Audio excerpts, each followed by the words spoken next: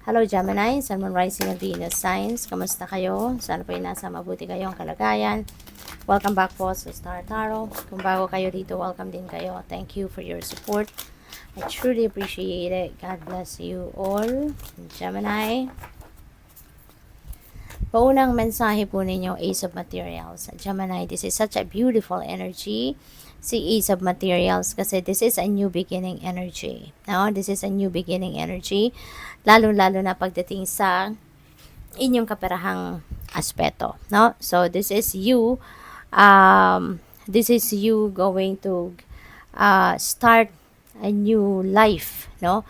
Pagdating sa inyong kaperahan, magsisimula kayo rito ng bagong yugto sa inyong kaperahang aspeto. You're going to be more abundant, you're going to be more prosperous, at mas magiging maluwag ka sa ngayon, no? Pagdating sa pera, magiging parang ito na ngayon yung simula ng inflow of money ninyo. This is the simula ng inyong inflow of abundance and prosperity, no? Kaya maganda to. It is also a time that you are going to receive blessings, no? Financial blessings, financial opportunities na pwedeng maghahatid sa inyo ng prosperity and abundance. This is also an opportunity then or time para sa iyo na mag-receive ka ng windfall of money, no? Maaaring meron dito magpapamana sa iyo, Gemini. So, meron mga pera, no, na dadating that could come from various sources depende sa inyong sitwasyon. We have 7 of voices. Mag-iingat din kayo, no? This is a warning para sa iyo kasi maaaring merong mga low vibration people around you na pwedeng very sneaky, nagbabantay lang kung kailan makasalisi sa iyo, kung kailan tawag dito, kung kailan makasalisi sa inyo, kung kailan makapambudol sa iyo. This could be scammers, this could be scammers, this could be sinungaling, mga ganon, mambubudol, manloloko, any kind of low vibe, no, person, maaring meron kayo dyan sa paligid niyo. Kaya be careful of what you say, with what you share with other people, ano mga impormasyon, or how you deal with those kind of people around you. Mag-iingat kayo, okay? So, maging aware kayo, maging mapagmatsyag, be vigilant. We have the Empress. Ayan. So, si Empress is very abundant and prosperous energy. Okay? Si Empress is a energy na maghahatid ng financial blessings din, no? Financial opportunities na maghahatid ng inflow din ng abundance and prosperity. Kaya with these two, no, napakaswerte ninyo sa pagdating sa pera, trabaho, career, or negosyo, or any source of income ninyo, no? Pwede rin, ang iba sa inyo rito is baka merong manganganak or buntes or magbubuntes sa inyo, no? Baka ito na yung time na hinihintay ninyo na magbuntis na. Kasi baka ang iba sa inyo talagang wino-work up ninyo, do, 'di ba, na magkaanak na kayo. So pwedeng ito na yun yung sagot sa inyong mga dasal. So, what else? We have Knight of Inspiration. Ayan. So, dito sa Knight of Inspiration, this is, pwedeng may travel, no? Pwedeng may travel energy dito for some of you. Things are going to,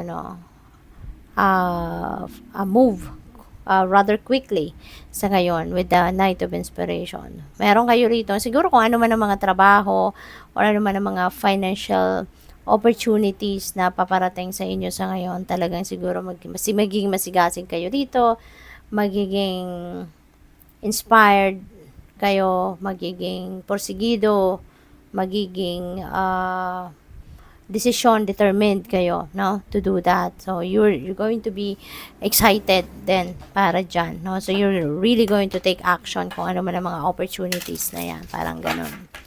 What else for Gemini? The Forbidden Forest. You are so brave to keep on going the way you do. Ayan, sabi dito, bravery, persistence, and redemption. Ayan, so for some of you, maybe magiging matapang kayo sa ngayon. You're going to be courageous, no? sa pagharap, no, sa hamon ng buhay, or magiging matapang kayo, courageous, persistent, no, na sa pag-ano ninyo, pag-take action, no? Pag-take action sa kung ano man ang mga opportunities na nandiyan dyan, no? So, you're going to pursue, 'di ba? Talagang magiging determinado, no? Matapang, determinado, courageous kayo sa pagharap dito sa mga opportunities na ito. You are worthy of beautiful things. Wow. So, eto, paalala ito sa inyo, no, na be open, no, to receive these beautiful things. Alalahanin ninyo na you are worthy of all of these beautiful things sa buhay ninyo. Okay? Deserve ninyo to, worthy kayo, kaya anuhin ninyo yan. Tawag dito, i-embrace ninyo yan, ano? Maging handa kayo sa pagtanggap ng mga biyayang ito. We have healing. Ayan. So, parang ang iba sa inyo sa ngayon, ano, parang nanggaling kayo sa hirap, nasaktan kayo ng bonggang-bongga, maaaring nasasaktan kayo sa inyong sitwasyon sa buhay, at hindi lang yan, baka pagdating sa usaping puso, then, no, nasaktan din kayo in the past. Kaya sa ngayon, ano, maaaring you are receiving that healing energy, no? Maaaring nadala na sa dasal, no, ninyo yung ano, yung mga sama ng loob na to, yung mga masamang or hindi magandang pangyayaring ito sa buhay ninyo. Baka ngayon you are going to heal, no? You are going to ano na sa ngayon. You are going to start to move on, no? Baka magkakaroon ka na ng acceptance dito of what happened, magkakaroon ka na ng willingness to forgive, and you are going to start to heal, no? At baka handa ka nang mag-move on sa buhay. I am in divine flow and move in alignment. Wow, so napakaganda nito kasi parang magkakaroon ka na unti-unti ngayon ng balanced energy, no? Mababalanse na ang buhay ninyo, magiging maayos na rin yung takbo ng buhay ninyo, yung isip ninyo makakalma na, yung damdamin ninyo makakalma na, at mababalance nyo na yung inyong energy.